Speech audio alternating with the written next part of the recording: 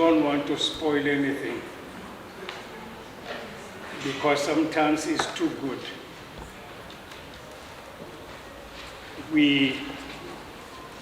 I have been nourished, inspired, encouraged, revived by just sitting here up front. Ladies and gentlemen, pastors, bishop,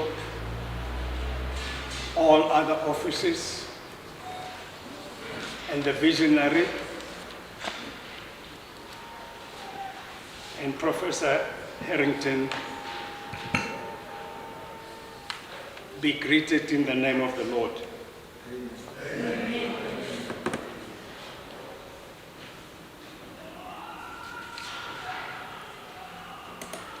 I am here for just a few minutes. Some people have stopped, invited me. They said it's a waste of money because I don't preach for 30 minutes.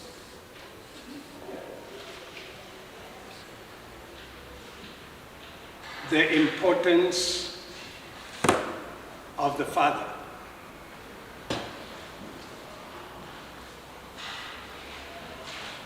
Sometimes we are called by names we don't understand their function. I've talked to some people who are bishops, but they don't know what is the function of the bishop. And some people call themselves apostle, and I ask, what is the function of an apostle? Sometimes you feel embarrassed because people use the office as titles. Yes.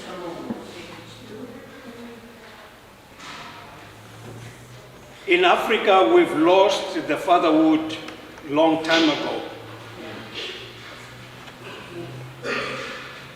When the colonizers came, they removed every African man for being a father to a slave and the worker for nothing.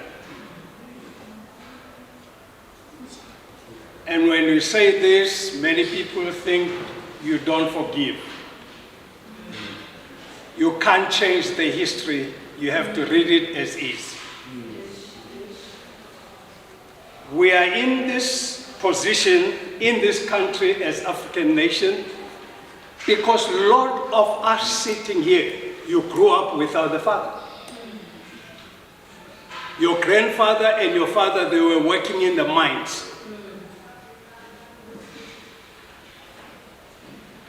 And fathers, husbands, they were not allowed to bring their children. So we grew up, I grew up with my father, but the majority of African people, they grow up without the father. So how do you expect a person who has never had a father to take the responsibility of fatherhood? We as Africans, we've never felt the love of the father. Sometimes we didn't even feel the love of the mother, because the mother leaves 5 in the morning, comes back 7 at night. The children, she doesn't even know whether the children they've eaten. We've never experienced the warmth of the family.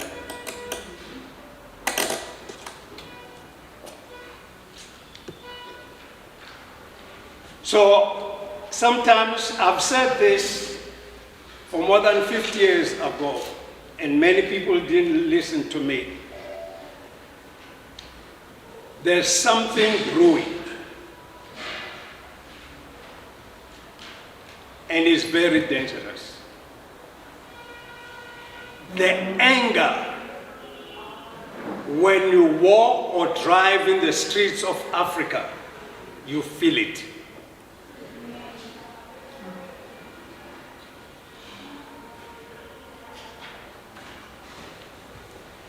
A young man was on the street, stabbing people, taking their cars, taking their money. But one day he stabbed his own father because he was able to be a father and refused to be a husband. Because who will teach him to be a husband when the father comes once a year for 2 weeks? For the whole year he must be on the mines. As I'm talking to you right now, we still have hostels in this country and the new dispensation where men live by themselves. The wife must wait at the gate. And as a church, we don't address those things because we are rushing on the land that is coming. But the man we've been waiting for, he says, I'm coming soon, and it's more than 2,000 years.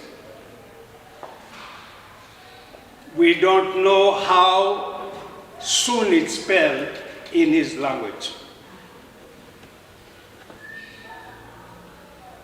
Things are out of control.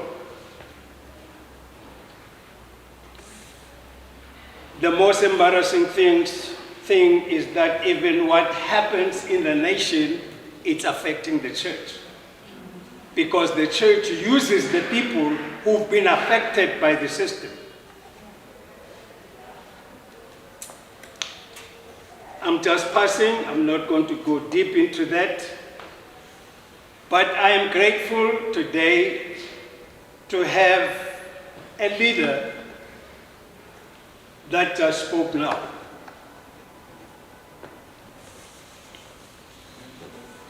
As the elections are coming, people, when they make campaigns, they are giving you their CV. When they have your CV, you have no word. The church pioneers schools and hospitals, but the church has nothing, no control over all those things that they have pioneered.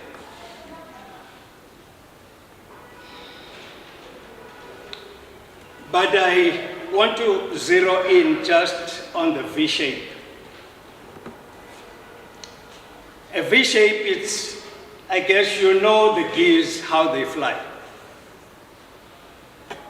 Do you all know them? The geese, they don't fly like doves. The geese is one of the animals that are disciplined. Even if they fly 2 or 3, they want to have a leader.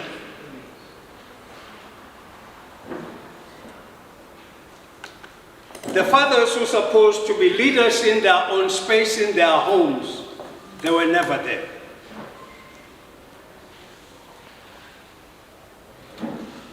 So they could not produce leaders.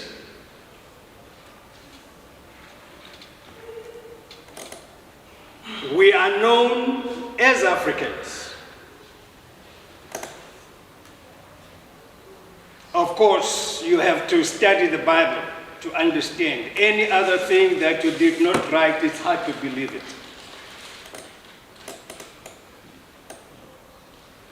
Moses was groomed in Africa when it comes to leadership. And you can look at his leadership style.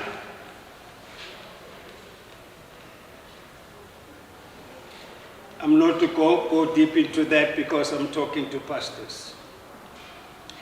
There's one thing that I love about geese. I study every animal that the Bible mentioned, and he is considered that lifestyle for the church.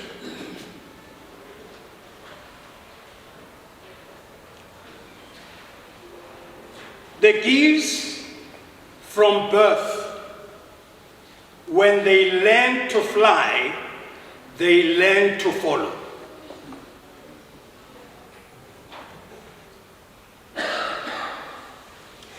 And these birds, when they fly, the birds that are getting tired, those that are creating V-shape, they fly back. They give others a space to lead. Those that are tired, they are right at the back. They are carried by aerodynamics of those who have the energy to fly. The Bible says, when thou sit with your children, teach them this. Your children will never learn to fly like you because you don't have time with them. Sometimes there are pastors who are so busy for God and forget about their own families. And they are so busy because Jesus is coming back. But instead of Jesus comes back, they go to him. Because once you overload this body, it will fail to carry you. In the book of Deuteronomy, the Bible says, when you sit with them, sit with your children, so that they can ask you a question, why next door doesn't have food? Then you can tell them that God supplies your need. When they ask you a question, answer them. We've been brought up by angry parents who don't want to be asked questions. The first thing I told my wife, I said, we are not going to bring up our children the way we were brought up.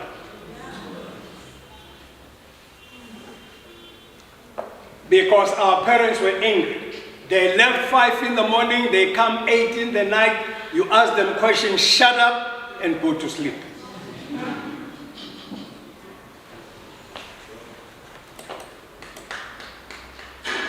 And the anger on the inside of you is brewing. That one day I will find out. It's unfortunate. One young man killed someone and he was sentenced for 15 years at that time. When he came out of prison, he bought a new knife. He says, I want to stab my parents. Because I went to prison because they never sat down with me and teach me what life is all about. Pastors, don't get too busy for your family. The V-shape starts from home. If we all learn how these beautiful animals fly on air, carry each other, I've been making a study about them. When one is hit, maybe somebody tried to hit it and it hurts or whatever, it's sick. The one that is sick flies down and immediately the other two will come and sit with this one until he's healed or die.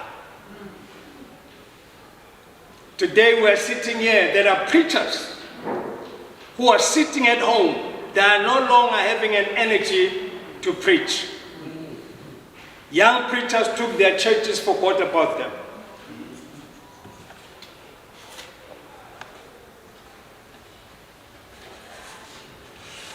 As leaders, we should be able to give one another a chance to lead, because we are here to learn from each other. You don't have it all. I have to follow you, and when you get tired, give space to go back and give others an opportunity. Don't hold on even when you're tired.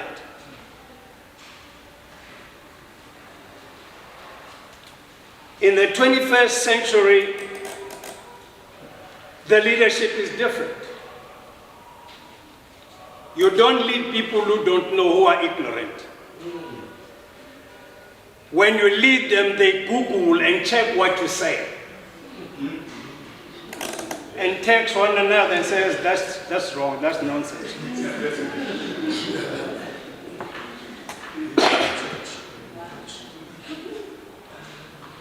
I'm sitting here, I'm looking. 80% of this house are elderly people. Where are your youth? Where are the young pastors? Who's going to teach them the things that has been said here? The difference with the church, we're not a political organization. Politicians in the political organization, young people, they demonstrate. In the church, they disappear.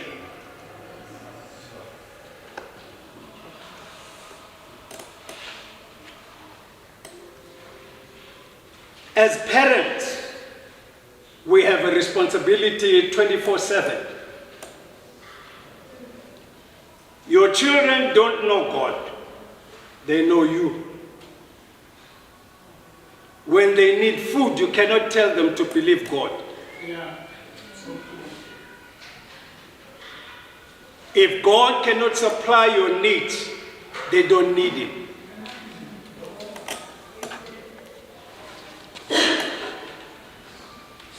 And the Bible says, as the head of the family, if you cannot take care of your family, you don't qualify to preach.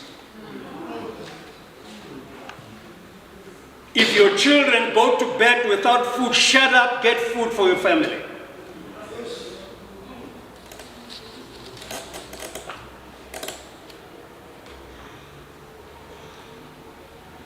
We should learn to go back and study the same verses that we preach about.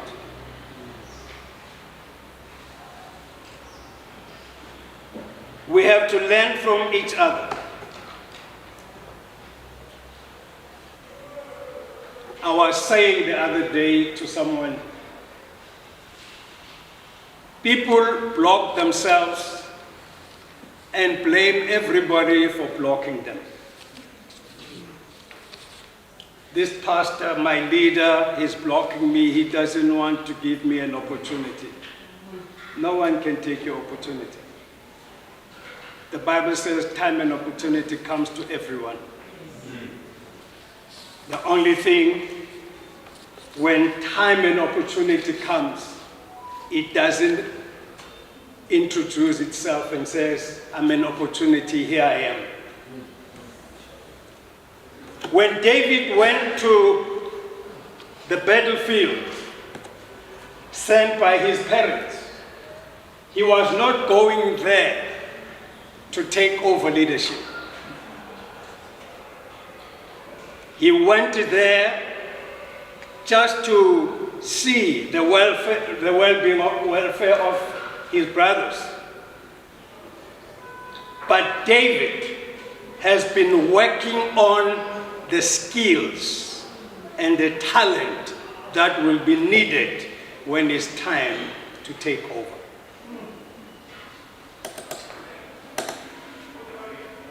That is why when it was time to bring down Goliath, David didn't want to use something he don't know.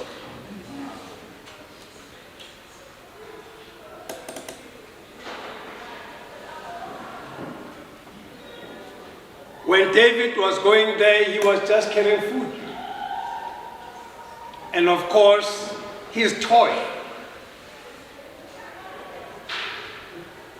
Because time comes to everyone. I would say to young preachers, don't fight for pulpit. Time will come.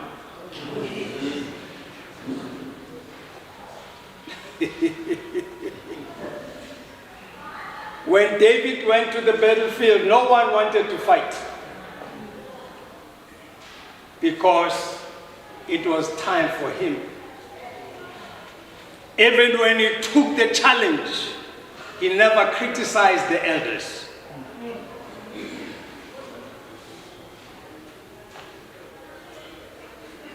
But as I'm saying, the vision to fly with obedience and follow proper begins at home. Saul said, before I authorize you to go and fight, because if I'm authorizing you to go and fight, I am taking my life and my family's life and the nation and everything that the nation have, I'm putting it on your hands. I want to know your father. Whose son are you? The reason the priest despised Jesus when he was asking them questions, you have to understand why they did that. Because Jesus never attended the children's church. He was not a son of the priest. So they know that before you become a priest, you must be born in the household of priesthood. Don't just show up here with questions. The reason they give him a space to ask questions is because they wanted to embarrass him. But that carpenter has laid a foundation. Jesus was able to ask accurate questions because when you do carpentry, you cannot make a mistake.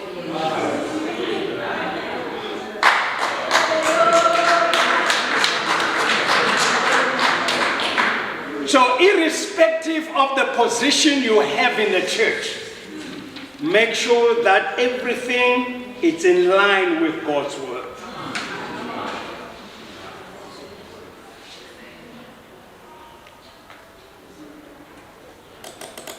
The values of family is gone.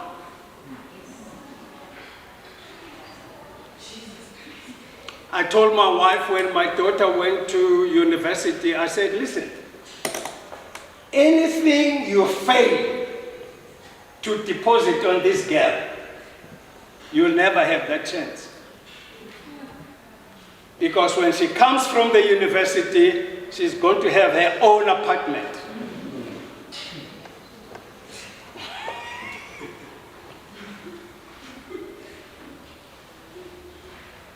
When I moved from Joburg to Durban, I was renting a house. I've rented a number of houses. Finally, I rented a house. And the owner she did not want to give me one room. I was paying for the bill, the electricity bill for the whole house. She was not paying rent, but she lived in the house. And she was using the one we employed to look after the family, all the benefits. And one day I was sitting with my children and we were laughing, having a good time. She came out of the bedroom, she says, you are making noise, your children are too loud. I said, I'm paying here. If I miss an opportunity with my children, I will never have it. Tomorrow I look for a place. I said, take your house. She said, no, we've been living good. I said, we've been living good until you did not want me to spend time with my children.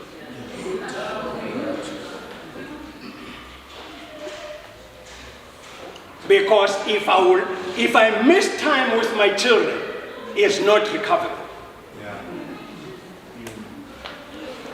I'm done. Some of you wish you can have time with your children today, but you don't have that time. That's why many parents, grandparents, they treat their grandchildren differently than their own.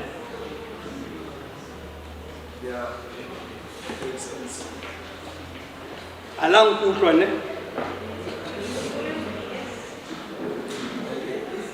The parents parents begin to complain, when we were growing up, you didn't treat us this way. Because I didn't have time with you. We were strangers. We were coming to change clothes and sleep. Because many homes are so looking nice, expensive houses, nice cars, television, even in a toilet. But those houses are nothing but a change room.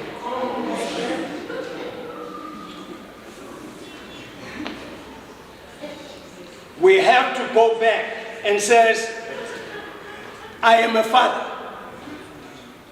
I am a husband. I am a trimmer of this structure or community where God planted me. God says about Abraham, I know that Abraham, he will teach his children. I don't have to teach Abraham's children, but Abraham will teach his children. Yeah. I'm done with my little talk. As I often travel around the world, which I retired this year, out of pastoring a church,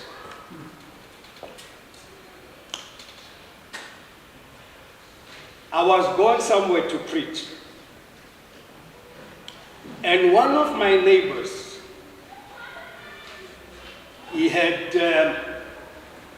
had a dog. This dog was big. I don't know the names of the dogs, but this dog was like a calf. And one of my neighbors had rabbits. This dog, I got it when I bought the house. So they took the dog with them. But as you know, all dogs, you can't teach them what? It came back. And this dog, when it was coming back, it looked at my neighbor, and in my neighbor's yard, appetite was created. And because it's a big dog, it didn't have problem to jump and feast and have a really doggy bag to take to my place. And the neighbor that lost his rabbits came and he stand at the door and he said, "Ba, ba, ba, ba, ba, ba, ba, ba, ba, ba." And he knows it's not my dog. And my son stood at the gate and says, "Sir, usually people who are coming here, they don't introduce themselves that way. Can you come in and introduce yourself?" And the guy was fuming. And my son says, "When I come out again, I will give you a fivefold ministry you will never appreciate."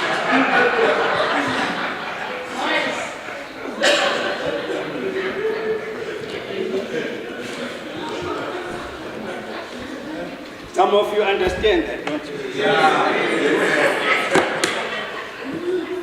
Why? It's because when I'm not home, my son cannot be phoning me about problems at home. He's in charge. I trained him. Don't call me. You are in charge. That's why when the storm rises on the boat, Jesus never prayed.